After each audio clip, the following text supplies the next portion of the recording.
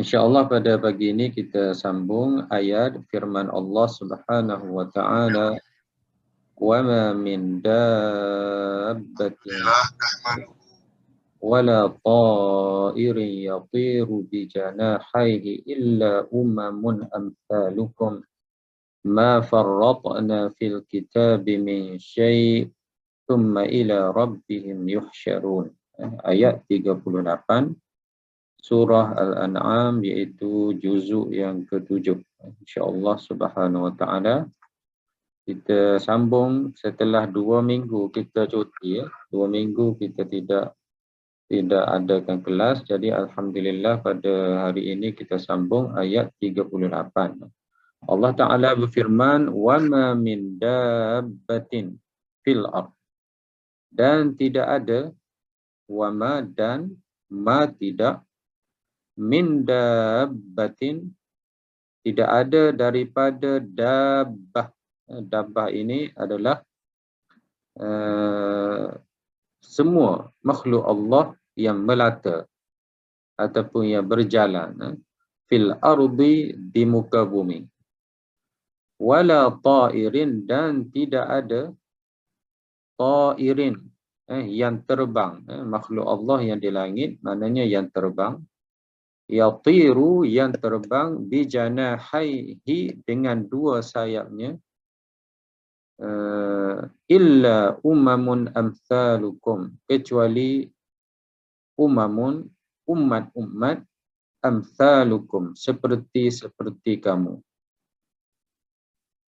Ma farratna, dan tidak kami biarkan ataupun tidak kami tinggalkan, tidak kami abaikan, fil kitab, di dalam kitab, di dalam buku ataupun di dalam ketetapan penulisan, min syai'in, sesuatu, thumma ila rabbihim yuhsyarun, kemudian kepada Tuhan mereka.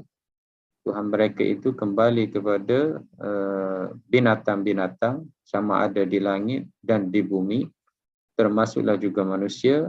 Ila rabbihim, kepada Tuhan mereka, yuhsyaruna, iaitu dikumpul ataupun dihimpun. Jadi ayat ini adalah sambungan ayat 37.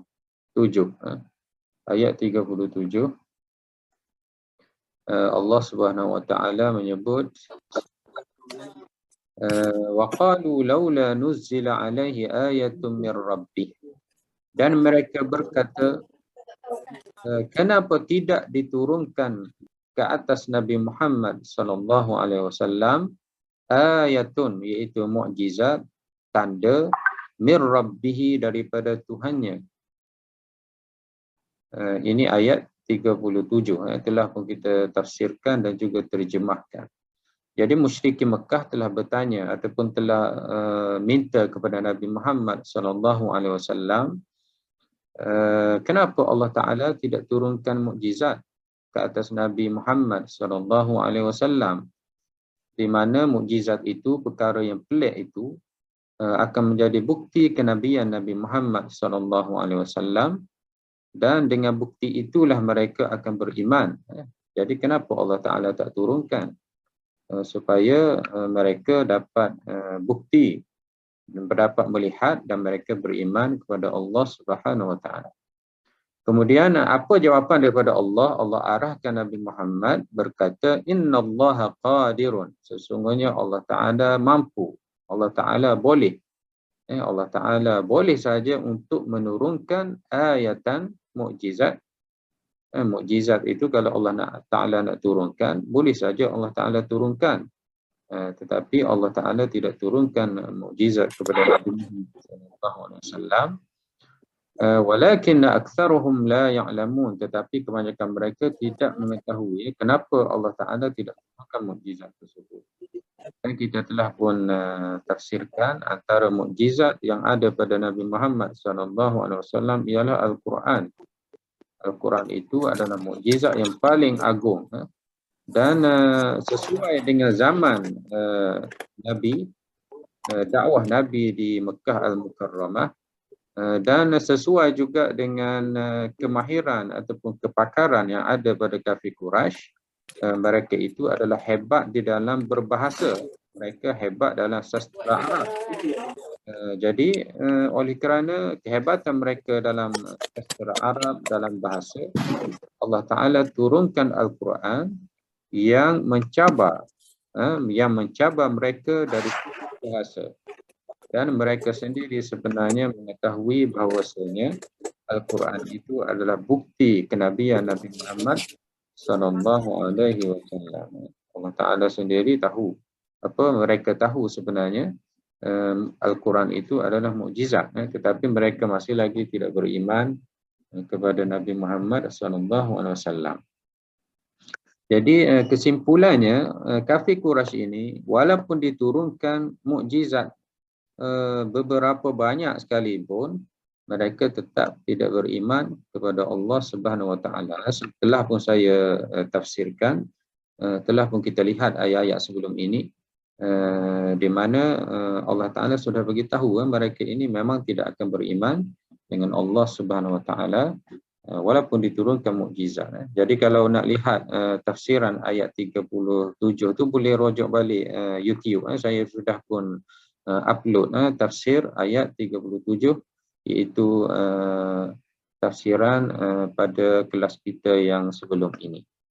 Jadi ayat 37 dan sambungannya pada ayat 38, Allah Ta'ala dia bagi tahu kepada Nabi, Allah Ta'ala mampu untuk turunkan mukjizat, tapi Allah Ta'ala tidak turunkan.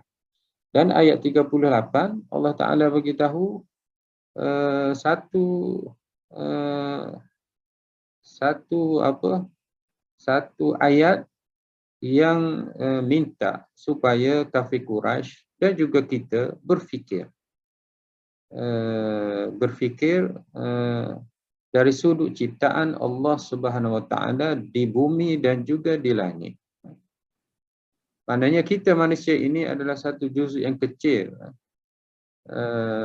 Keseluruhannya, manusia keseluruhannya yang berada di Malaysia, yang berada di Indonesia, yang berada di negara Arab, yang berada di seluruh dunia ini, manusia ini adalah satu juzuk yang kecil ciptaan Allah Subhanahu Wa Taala. Ada ciptaan lain, sama ada di muka bumi dan juga di langit, di mana semuanya Allah Ta'ala yang mengatur, Allah Ta'ala yang mengurus, Allah Ta'ala yang menyusun, Allah Ta'ala yang mematikan, Allah Ta'ala yang menghidupkan, Allah Ta'ala yang menjaga semua makhluknya. Jadi kafir Quraisy itu kalau dibandingkan dengan dunia yang besar ini, mereka ini lagilah kecil. Lagilah kecil, lagilah sedikit, lagilah lemah, lagilah kurang. Lagilah Allah Ta'ala boleh sahaja nak buat apa-apa saja kepada kafir Quraisy yang beberapa bilangan ini yang menyakiti Nabi, yang menghina Nabi, yang menolak dakwah Nabi. Maknanya seandainya Allah Ta'ala mahu lakukan sesuatu, mahu memberi balasan dan sebagainya, Allah Ta'ala mampu. Jadi di dalam ayat 38 ini Allah Ta'ala cuba untuk memberi kafir Quraisy itu berfikir, manusia itu berfikir. Allah Ta'ala beritahu apa? Allah Ta'ala beritahu tidak ada pun seekor ataupun tidak ada pun seorang dabbatin fil ard yang berjalan, yang melata di atas muka bumi ini. Jadi kalaulah kita lihat di atas muka bumi ini bukan saja manusia, ada binatang. Binatang pun ada yang berkaki 4, ada berkaki 2. Contohnya kalau lembu, ada pelbagai jenis lembu. Kambing, ada pelbagai jenis kambing. Ada binatang harimau, ada kuda, ada binatang buas, gajah dan sebagainya. Ada binatang-binatang dan semua itu di muka bumi, di atas perut bumi melata. Wala ta'irin, dan Allah juga tersebut burung-burung yatir yang terbang. Maknanya ada pelbagai jenis burung, yang kecil, yang besar, yang ganas, yang tak ganas, yang cantik. Semua ada yang terbang di atas di langit. bijanahaihi, iaitu dengan dua sayap, illa, melainkan umamun. Umamun ini jamak kepada ummah. Melainkan semua itu adalah ummah-ummah, iaitu kumpulan-kumpulan. Amsalukum, seperti kamu juga. Maknanya ada sistemnya, ada dia punya peraturannya, ada punya kehidupannya. Burung ada kehidupan burungnya. Mungkin burung itu burung kecil, ada kehidupan cara burung kecilnya. Dan kita lihat burung-burung di langit itu terbang tidaklah berlaku kemalangan ke apa. Maknanya ada sistem. Tidak begitu. Maknanya dia keluar pergi cari makanan, dia kembali ke sarangnya. Ada yang terbang lama, ada yang terbang sekejap, ada yang, jadi pelbagai itu sebenarnya dia adalah ummah. Seperti kamu, wahai manusia, kamu dapat bina kehidupan dengan sistem kamu, dengan cara hidup kamu, dengan pemikiran kamu. Jadi haiwan itu ataupun burung itu, walaupun tidak ada akal baginya, dia juga adalah ummah seperti kamu. Allah Ta'ala jaga burung-burung itu. Allah Ta'ala matikan mereka. Allah Ta'ala hidupkan mereka. Allah Ta'ala beri sakit kepada mereka. Allah Ta'ala sembuhkan mereka. Allah Ta'ala beri mereka sayang kepada anak-anak, biak membiak di antara satu sama lain, pandai cari makanan. Jadi semua itu adalah ummah. Jadi Allah Ta'ala supaya minta, maknanya Allah Ta'ala beri ayat ini supaya kita manusia ini berfikir bahawasanya di dalam dunia ini bukan kita saja makhluk Allah subhanahu wa ta'ala. Begitu juga di atas muka bumi ini. Di atas muka bumi ini juga bukan manusia. Mungkin kita lihat binatang-binatang yang dekat dengan kita seperti kucing, dia adalah ummah seperti kita juga. Dia ada sistemnya, ada kehidupannya. Dia boleh membiak, mungkin ada nikah kahwinnya, jaga anaknya, tanggungjawabnya. Kemudian ada juga bertengkar kucing di antara satu sama lain. Ada jenisnya. Jadi semua itu adalah Allah Ta'ala sebut ummah, seperti juga kamu, wahai manusia. Dan di sebalik kehebatan ciptaan ini, sebenarnya sudah cukup untuk kafir Quraisy itu beriman kepada Allah Subhanahu Wa Ta'ala. Maknanya tak perlu lagi mukjizat, apa lagi kamu mahu? Apabila kamu melihat atas dunia ini pelbagai jenis binatang, pelbagai jenis burung yang terbang, di mana semuanya ada sistem, hidupnya teratur, saling berkait antara satu sama lain, saling berhubung antara satu sama lain, lengkap melengkapi, dengan tanasub, dengan kehebatan ciptaan tersebut, itu sudah pasti menunjukkan bahawasanya ada yang mencipta mereka, ada yang menyusun mereka, ada yang mengatur mereka. Jadi dengan memikirkan perkara itu pun sudah menunjukkan bahawasanya adanya Allah, dan kafir Quraisy sepatutnya sudah cukup, tidak perlu kepada mukjizat yang pelik-pelik lagi.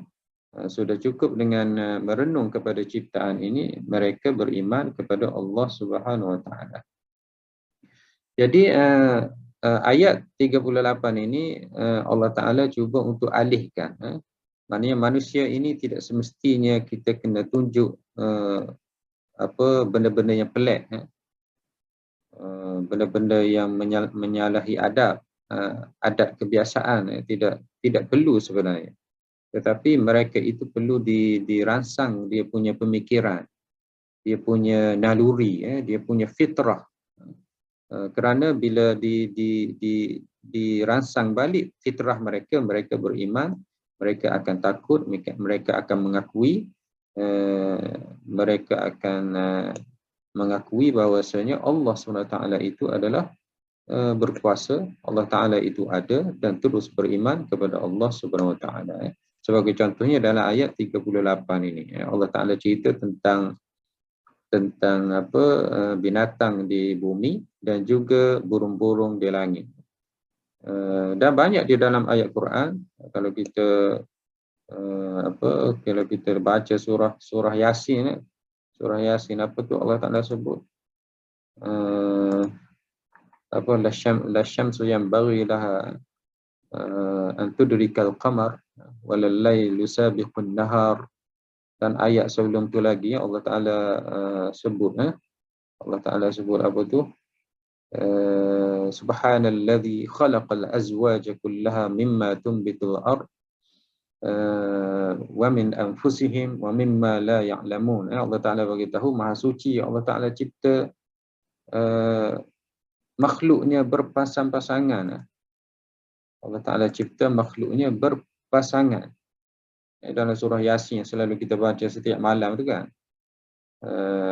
Jadi ayat-ayat Allah, ayat-ayat Al-Quran ini antaranya dia cuba untuk merangsang kita punya fitrah supaya kita beriman kepada Allah Subhanahu Wa Taala. Jadi Allah Taala sebut subhanalladzi khalaqal azwaja kullaha.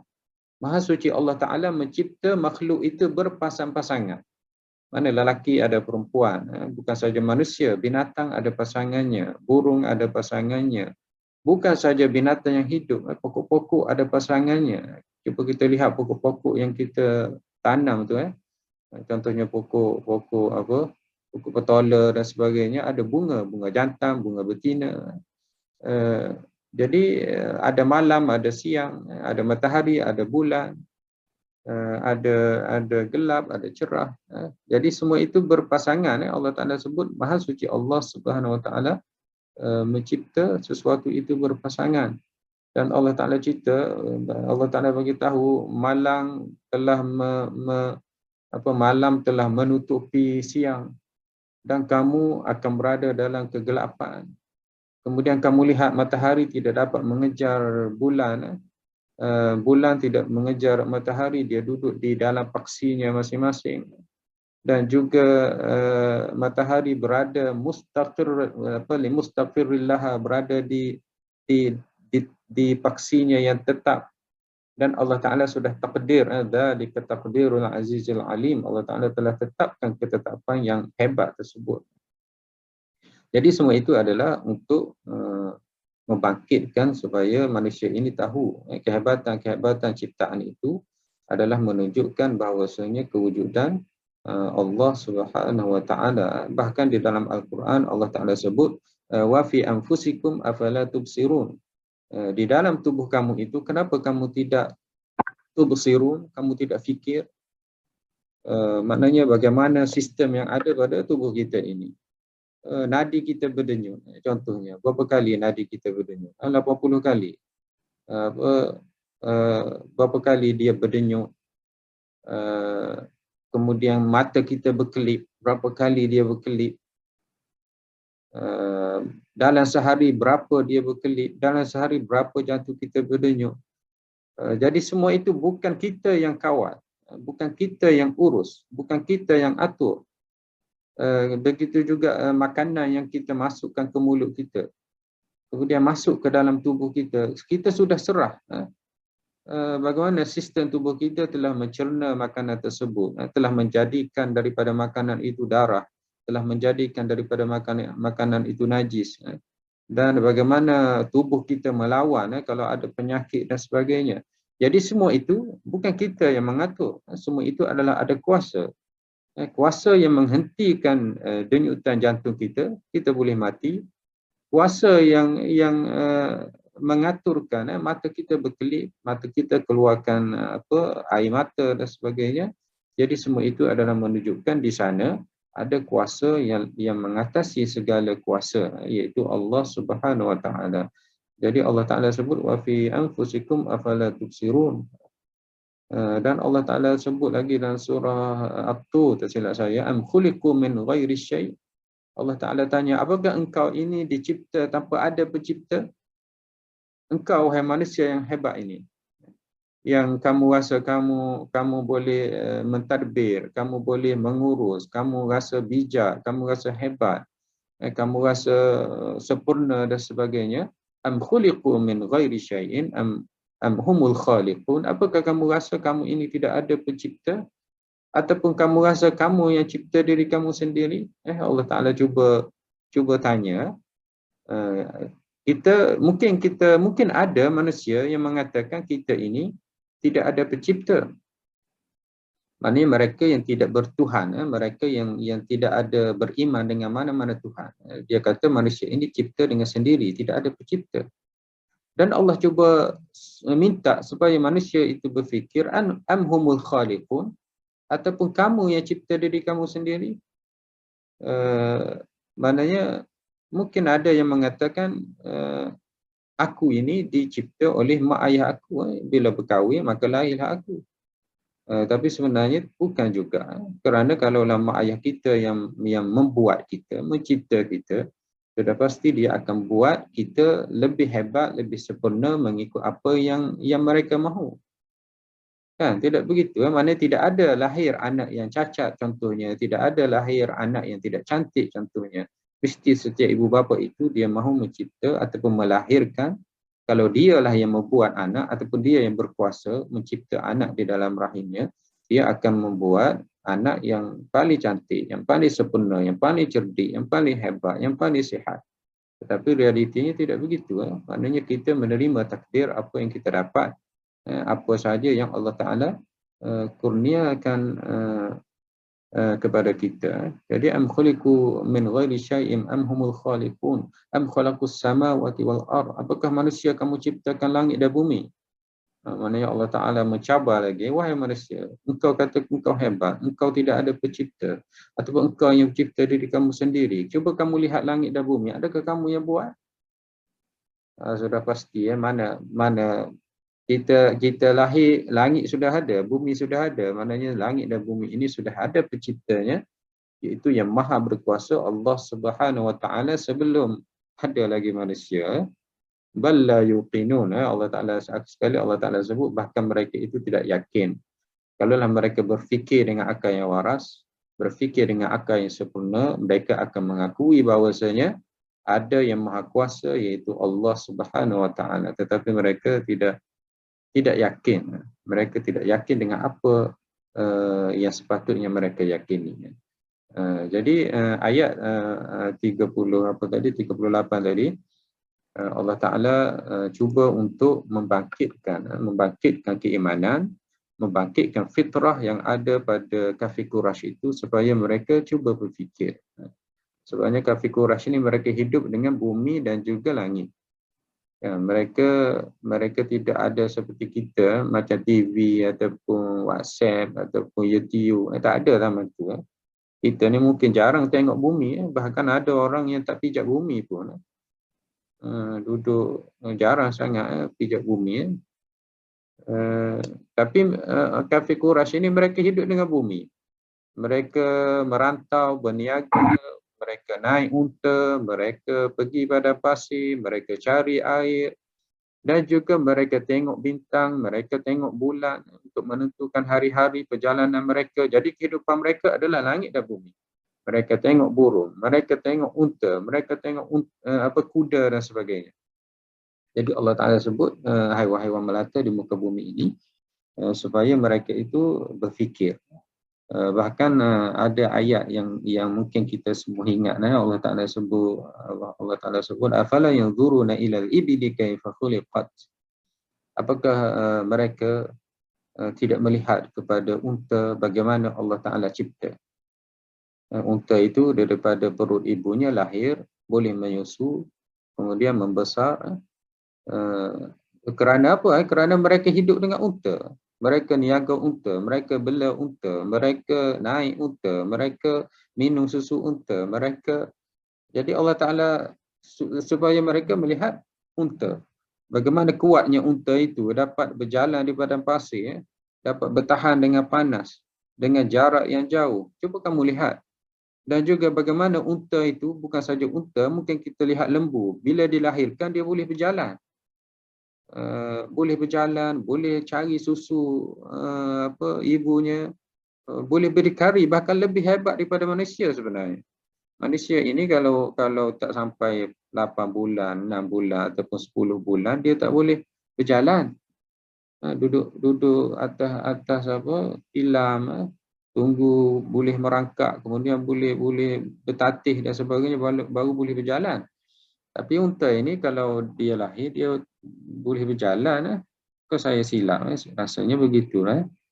Nah, kecil-kecil dulu bila tengok kambing, sekejap saja dia duduk. Kambing tu bila lahir, selepas itu setengah jam ataupun sejam dia dah kuat dah kaki, dia boleh berdiri, dia boleh berjalan, dan dia dah pandai untuk mencari susu ibu dia. Tak ada pula ibu tu ambil dia dokong, kalau nak bandingkan dengan manusia kan. Manusia ni ibu kena dokong, kena susukan dan sebagainya. Lembu, kambing, unta dan sebagainya, binatang ini Allah Taala sudah buat, mereka sudah faham, mereka sudah reti mana susu ibunya, jadi mereka boleh hidup. Jadi semua itu siapa yang atur? Siapa yang ajar? Sudah pasti ada yang maha kuasa. Jadi Allah Ta'ala suruh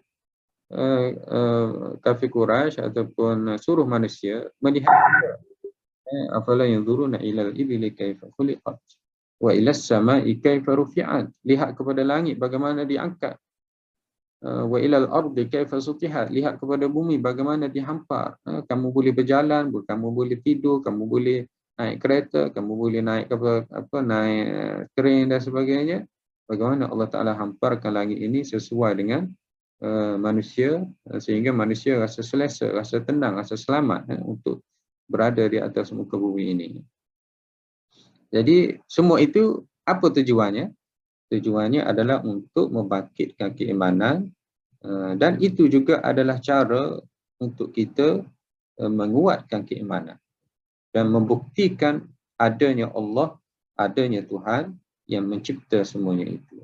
Mustahil ia terjadi dengan sendirinya. Sebagaimana biasa kadang-kadang ustaz ataupun tutup guru dia bagi bandingan. Kalau kamu lihat, kamu masuk sebuah rumah, kamu lihat perabotnya tersusun, lantainya bersih, rak-rak bukunya disusun dengan elok, kemudian rumahnya lengkap semuanya. Jadi takkanlah rumah itu tidak ada orang yang susun. Tidak ada tuannya yang mengatur. Sudah pasti sudah ada. Begitulah juga alam ini. Bila kamu lihat semuanya tersusun, semuanya teratur, sudah pasti ada yang mencipta alam ini. Ada tuannya, ada yang menyusun, itu Allah Subhanahu wa taala. Kemudian ayat 38 juga Allah Taala sebut ma farratna fil kitab min syai'. Allah Taala kata kami tidak abaikan, kami tidak cuai fil kitab. Fil kitab ini maknanya di dalam penulisan ataupun lauh mahfuz. Setiap binatang ataupun setiap kehidupan yang melata di atas muka bumi ini ada ditulis.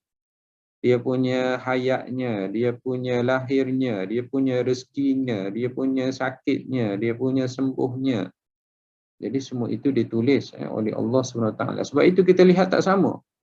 Kalau kita bela 2 ekor, rumah saya ada kolam ikan, jadi saya bela ikan. Kita lihat tak sama besarnya ikan. Ada yang saya bela dah hampir 6 tahun tak besar-besar dia. Saya tak tahu kenapa. Ada yang besar sampai dekat dengan sama besar dengan paha, sama besar dengan betis. Ada yang dah mati. Ada mati macam-macam sebab. Ada yang tanpa tiba-tiba dia mati.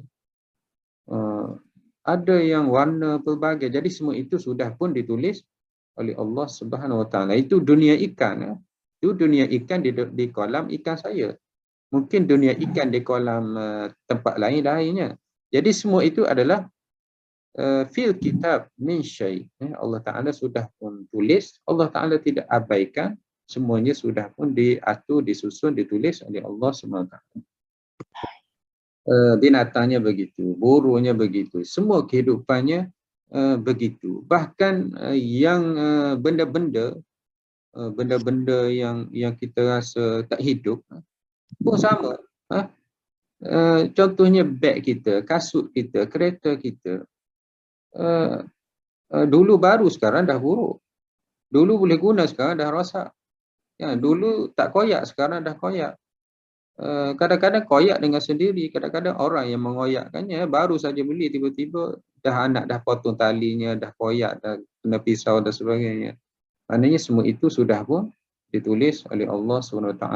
Ma farratna fil kitab min syai'. Allah Ta'ala tidak abaikan, Allah Ta'ala tidak buat. Boleh lah ya. Ya. Letak gambar tak. Letak gambar tak dekat tu. Dia kata kalau nak biar kosong-kosong sangat. Letaklah gambar tak di situ. Boleh tutup mic ya. Okey. Okey, kemudian Allah Ta'ala sebut thumma ila rabbihim yuhsyarun, kemudian kepada Tuhannya yuhsyarun. Jadi kita dah belajar dalam ayat sebelum ni, kafir Quraisy ini dia menolak hari kebangkitan.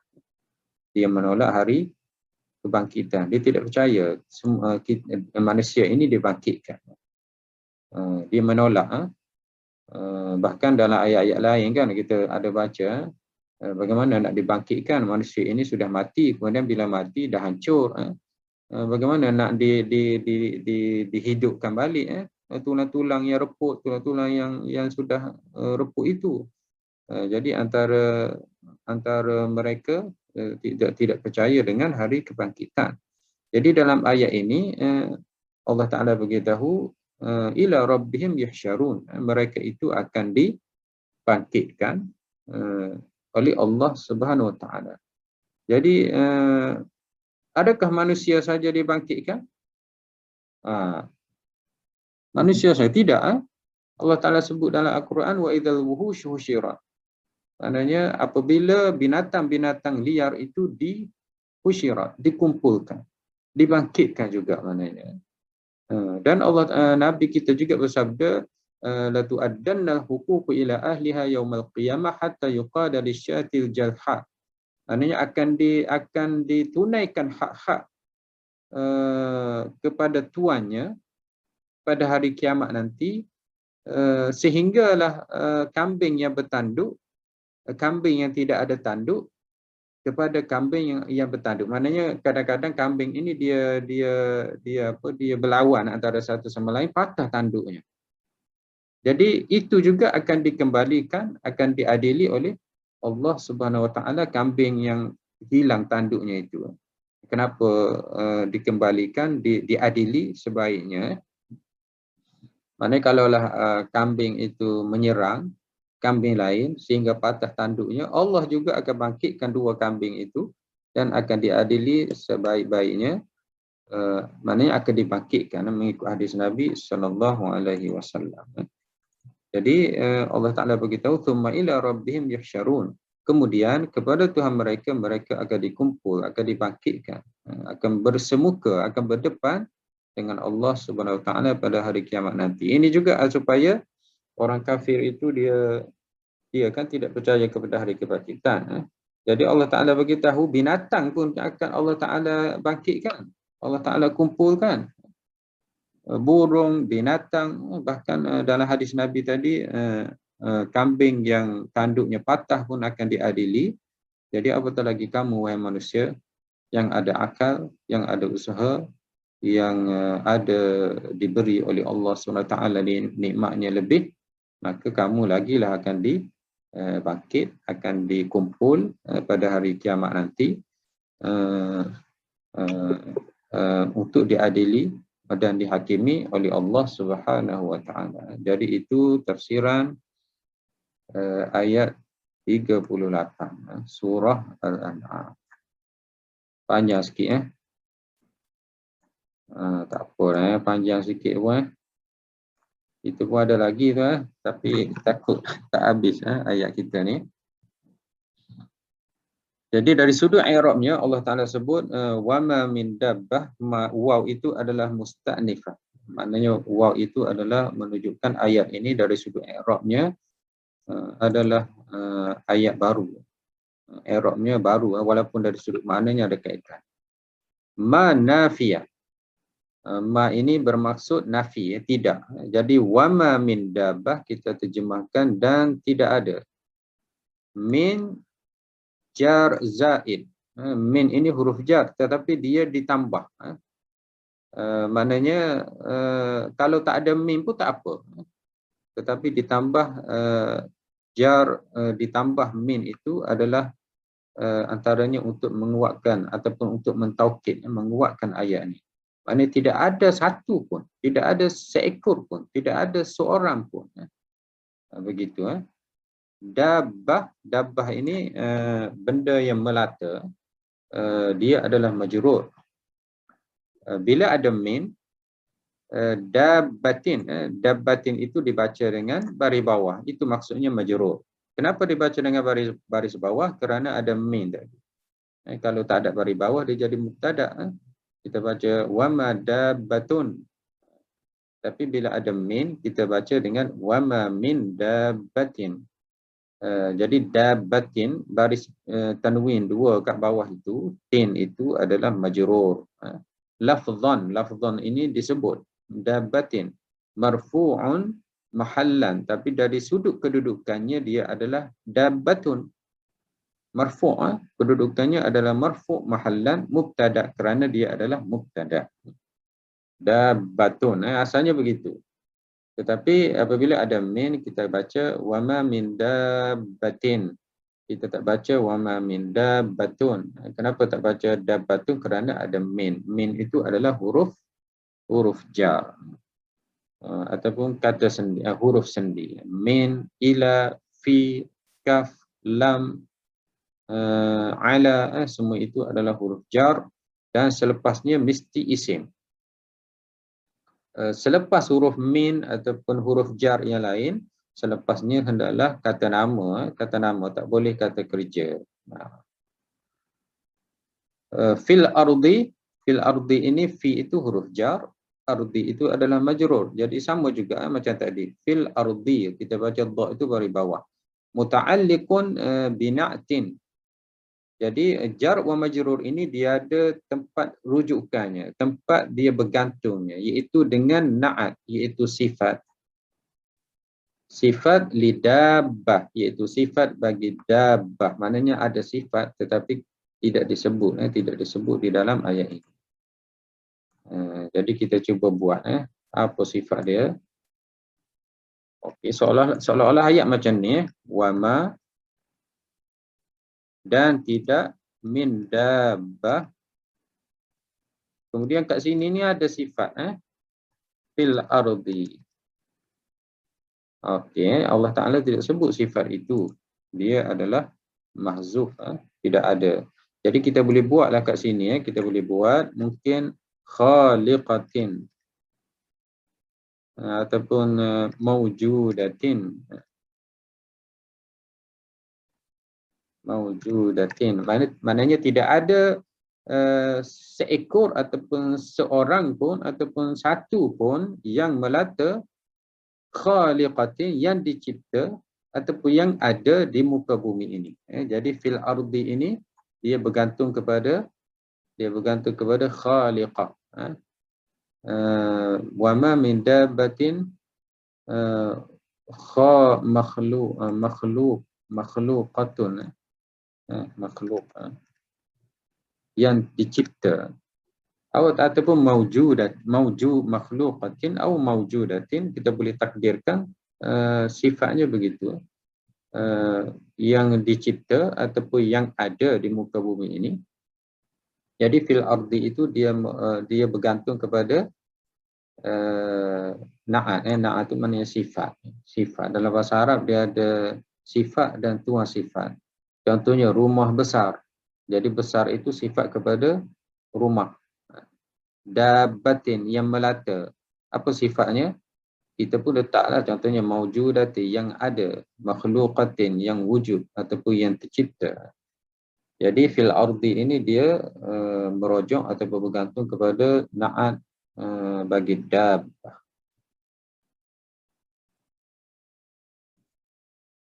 Waw atifah. Waw huruf ataf. Wama min dabbatin fil ardi wala, dan wala, la itu takkid li ta'kidin nafi. Maknanya boleh saja Allah Taala sebut wama min dabbatin fil ardi wa ta'irin. boleh saja kan. Tetapi Allah Ta'ala sebut lagi la. Kenapa disebut la, diulang lagi? Kerana nak menguatkan nafi. Maknanya kalau kita bahasa Melayu, kita kata tidak ada seorang pun di dalam bilik ini. Kita boleh saja sebut dan kucing. Tidak ada seorang pun dalam bilik ini dan kucing. Kita boleh saja sebut begitu. Tetapi apabila kita nak menguatkan nafi, kita sebut tidak ada seorang pun di dalam bilik ini dan tidak ada juga kucing. Maknanya kita menguatkan lagi dengan ulang tidak itu. Jadi la itu adalah untuk menguatkan penafian tersebut. Maknanya Allah Ta'ala mengatakan tidak ada benda di atas bumi ini yang hidup, melata, berjalan. Dan tidak ada juga, bukan sahaja setakat binatang yang melata di atas muka bumi ini, yang di langit pun tidak ada juga. Tidak ada juga wala ta'iri yatiru bijanahi illa umamun amsalukum, iaitu adalah umat seperti kamu juga.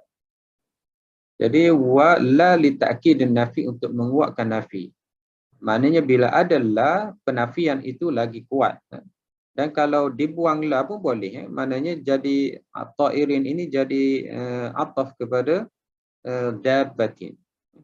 Wa ma min dabbatin fil ardi wala wa ta'irin, boleh. Tapi diletak wala ta'irin adalah untuk menguatkan nafi. Ta'irin ma'tuf ala dabbah. Ma'tuf ini maknanya dia berkait dengan dabbah. Dabbatin dibaca dengan baris bawah, ta'irin pun dibaca dengan baris bawah. Maknanya Allah Ta'ala nak bagi tahu dua. Allah Ta'ala nak bagi tahu dua, iaitu benda yang hidup di atas muka bumi dan benda yang terbang burung-burung di angkasa. Yatiru ini adalah kata kerja mudhari' marfu'. Marfu' maknanya kita baca dengan yatiru. Kita tak baca dengan yatira. Ataupun kita tak baca dengan baris mati, yatir. Yatiri memang tak ada lah. Dia ada baris bawah ni tidak ada kata kerja. Baris bawah ini bukan sifat kata kerja. Kata kerja dia ada 3 baris. Baris hadapan, yatiru. Baris atas, yatira. Dan baris mati, yatir. Jadi yatiru ini adalah fi'il mudhari' marfu'un. Marfu' maknanya hukum i'rabnya adalah marfu'. Dibaca dengan baris hadapan, yatiru. Wal fa'il, pelakunya ialah huwa. Huwa, dia, iaitu burung. Burung yang ia ataupun dia terbang, burung yang ia sedang terbang ataupun akan terbang ataupun masih terbang, bijanahaihi. Bi itu adalah huruf jar. Janahaini asalnya ialah janahaihi. Janahaini dua, tetapi dibuang nun kerana dia bersambung dengan dhamir ha tadi. Jadi ba itu adalah huruf jar dan janahai itu adalah majrur bil ya. Jadi tanda majrurnya ialah huruf ya ni. Kita kena ingat balik kata nama dia ada satu, dia ada dua. Okey, saya ulang balik sambil ulang kaji Janahun, satu sayap. Kalau dua sayap, janahani.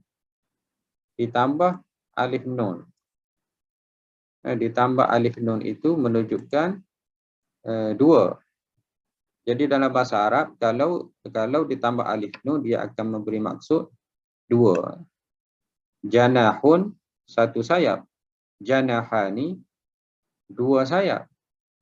Apabila ada bi, janahani, apabila sebelumnya ada bi, huruf jar, ada huruf jar. Apabila ada huruf jar, alif itu bertukar kepada ya. Alif ni, dia bertukar kepada ya. Jadi janahani kalau tidak ada apa-apa sebab. Tapi kalau ada bi, huruf jar, Janahani itu bertukar menjadi janahaini. Ada ya, ditukar kepada ya. Asalnya alif. Kenapa ditukar kepada ya? Kerana ada huruf ja ni, ada ba ni. Ada ba kat depan tu. Jadi kita tukar kepada ya. Nun tu kekal. Nun kekal seperti biasa. Okey. Bila ditambah dengan dhamir,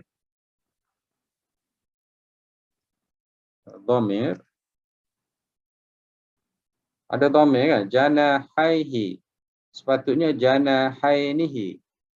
Tapi kaedah bahasa Arab, apabila digabungkan dengan dhamir, maknanya musanna, dua, bila digabungkan, maknanya selepasnya disambung dengan dhamir, ganti nama, jadi nun itu dibuang, jadi dibaca dengan bijanahaihi. Mana nun tu? Nun itu telah dibuang. Bijana haihi. Kalau ikutnya bijana hainihi. Tapi kaedahnya memang dibuang nun apabila mudhafun ilaih. Bila disandarkan antara satu sama lain. Jadi dalam ayat tu dia sebut bijana haihi, iaitu majrur bil ya.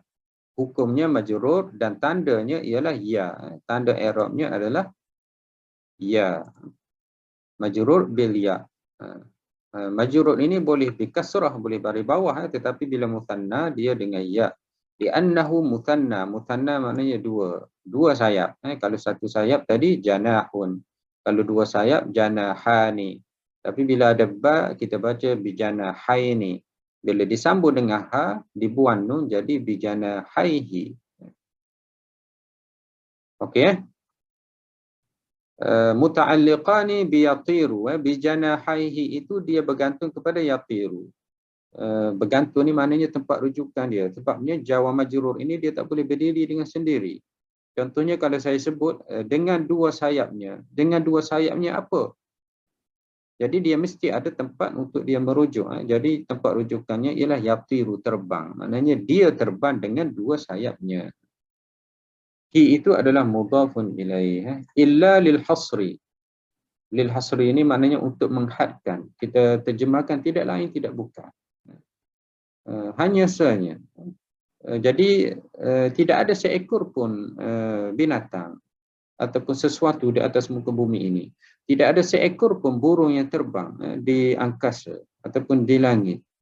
Tidak ada semuanya itu, melainkan illa itu adalah lil hasri. Melainkan ia tidak lain tidak bukan, ia hanya sahaja. Itu maknanya lil hasri, maknanya menghadkan ataupun mengkhususkan benda-benda yang disebut itu dengan apa yang akan disebut selepas adatul hasr. Tidak lain tidak bukan umamun amsalukum. Ia adalah umat-umat. Umat itu adalah khabar marfu'un. Khabar dia adalah khabar marfu'un, dibaca dengan beri hadapan umamun. Amsalukum sifat. Na'at. Amsalukum maknanya umat-umat seperti kamu juga. Maknanya kamu manusia jangan kamu fikir kamu saja umat. Tetapi haiwan juga adalah ummah. Tetapi kita tak gunalah. Kita tak sebutlah umat lembu, tidaklah. Umat burung kita tak gunalah sebab ini majaz saja. Sebagaimana kamu kata manusia ini adalah ummah, maka kamu juga kena majazkan, mana kamu kiaskan, kamu kena pinjamkan bahawasanya binatang juga adalah ummah seperti juga kamu. Kita sebagai manusia ummah maknanya kita hidup berkumpulan, bersistem, ada peraturan dan sebagainya. Begitu juga makhluk-makhluk selain daripada manusia tadi.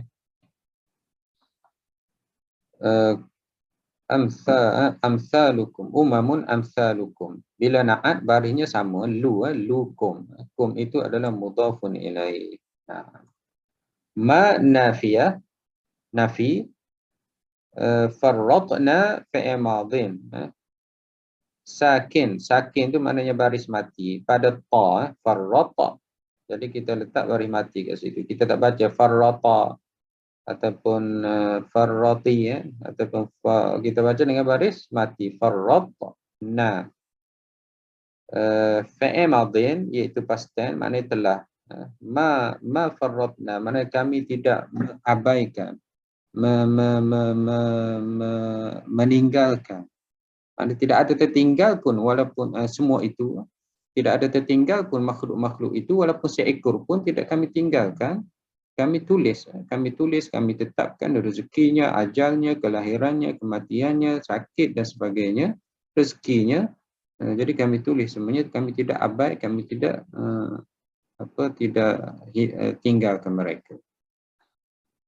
Sakin itu maknanya ta itu bari mati. Wa fa'iluhu dan pelakunya adalah na, maknanya kami kembali kepada Allah Subhanahu wa taala.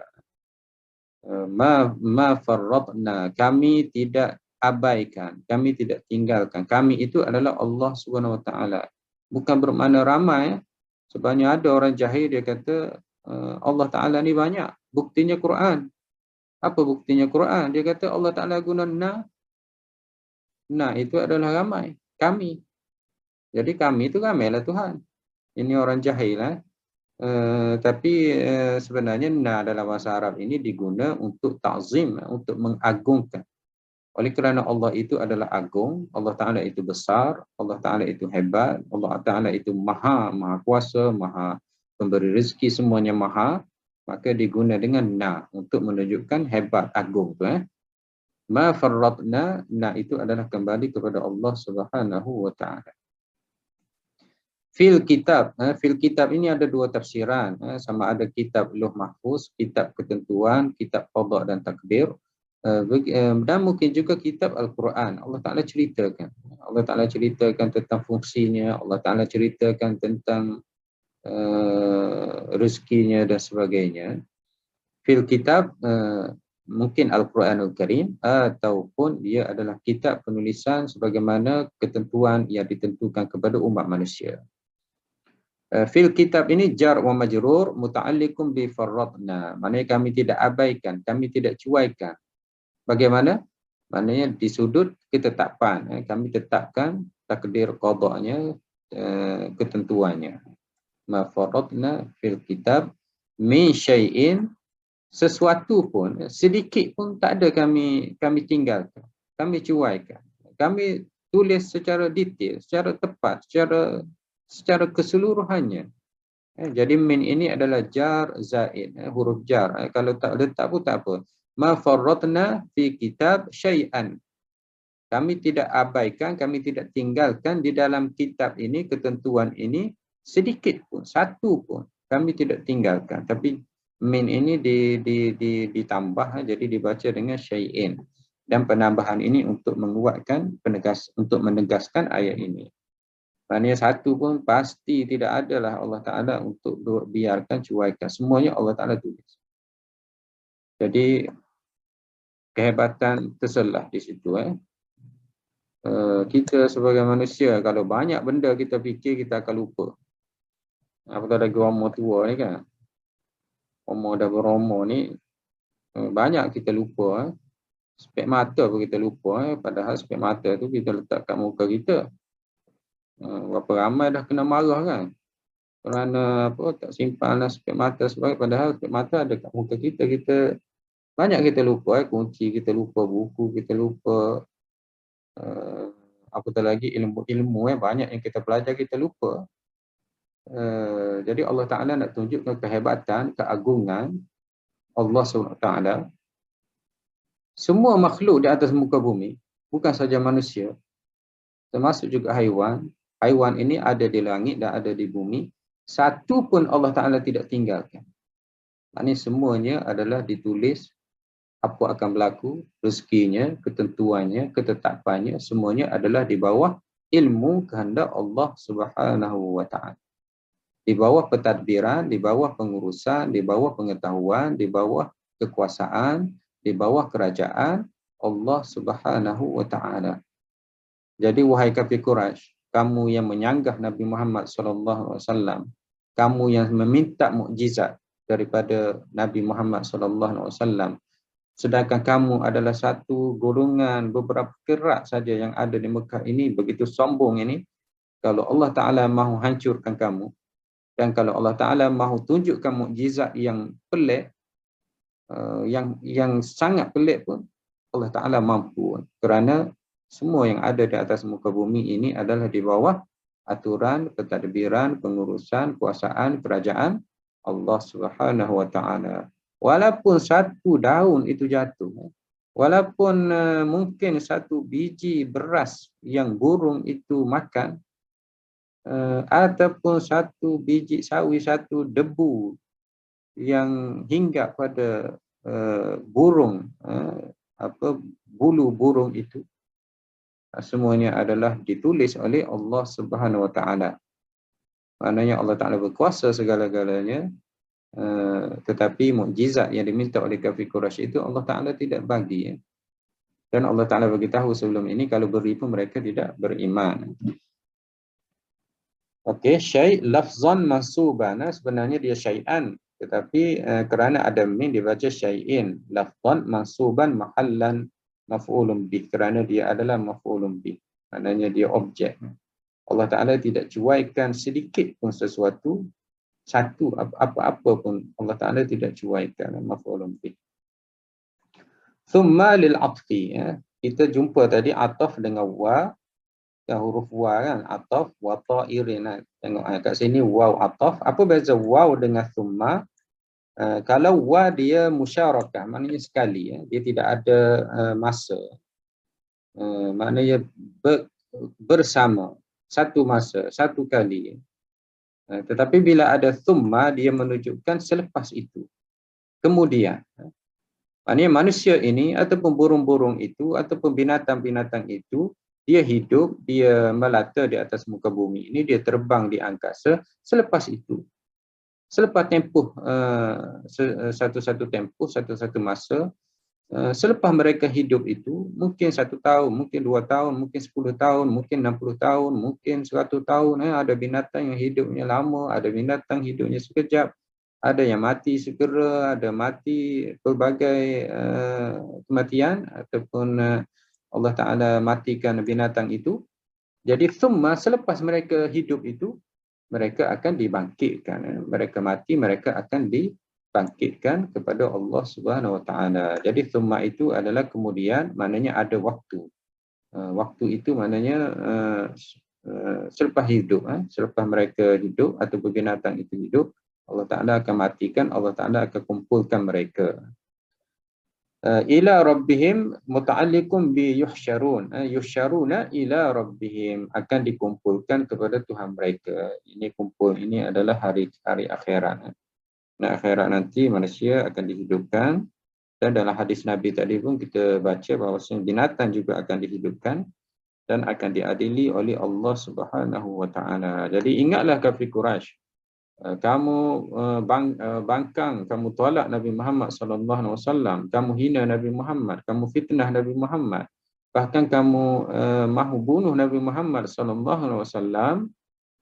Jika binatang itu pun akan dibangkitkan, akan dikumpulkan kepada Allah Subhanahu Wa Taala, kamu juga akan dikumpulkan, akan dibangkitkan, akan dihimpun oleh Allah Subhanahu Wa Taala dan akan diadili.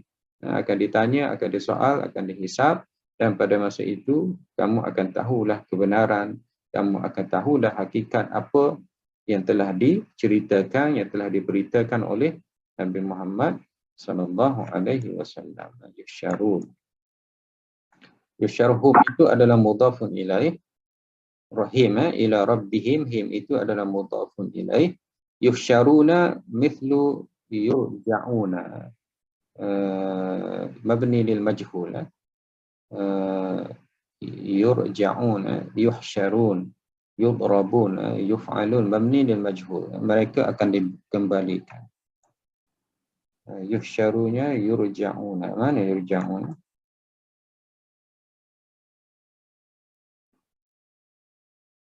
Ayat mana yurja'un? Okey, ma'tuf ala yab'athu. Okey, yurja'un mudhari' mabniyun lil majhul. marfu' bi thubutin nun, ada nun. Nun ini adalah tanda rafa'nya. Jadi yurja'un ini, yuhsyarun itu sama dengan yurja'un, iaitu fi'il mudhari' mabniyun lil majhul. Saya dah terangkan sebelum ini apa itu mabni lil majhul, maknanya tidak disebut. Tidak disebut dia punya fa'il. Marfu' tu maknanya sudut i'rabnya dia adalah marfu'. Apa tanda marfu'? Ada nun, bi thubutin nun. Kerana yurja'un ini adalah ramai, hum. Jadi ada nun, waw nun ini, waw itu wawul jamaah, dan nun ini adalah tanda i'rab bi thubutin nun. Jadi itulah sedikit tafsiran ayat 38 surah Al-An'am. Semoga ayat ini dapat memberi pengajaran kepada kita, dapat kita sama-sama fikirkan betapa agungnya Allah Subhanahu Wa Taala, dapat menambahkan keimanan kita, dapat untuk menguatkan keyakinan kita bahawasanya Allah Subhanahu Wa Taala Maha Berkuasa, Allah Taala yang maha bijaksana, dan Allah Ta'ala lah yang mengurus, mengatur semua kehidupan di atas muka bumi ini, dan kita adalah makhluk yang perlu taat, perlu setia, perlu beribadat, perlu menghambakan diri kita kepada Allah Subhanahu Wa Ta'ala. Okey, ada soalan nak tanya?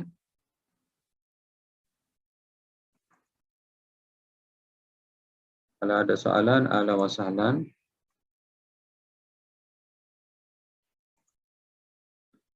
Okey, Haji Jamil, Haji Syah, Haji Zainal, Puan Syarifah, Hajah Kasmawati, Puan Hajah Norini, Hajah Laila, ada soalan? Kalau ada soalan boleh tanya, masa masih ada lagi.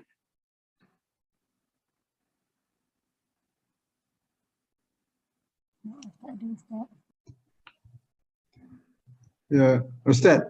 Ya, sila Haji. Perkataan dabatun tu, dia sama dengan haiwan dia kata tu.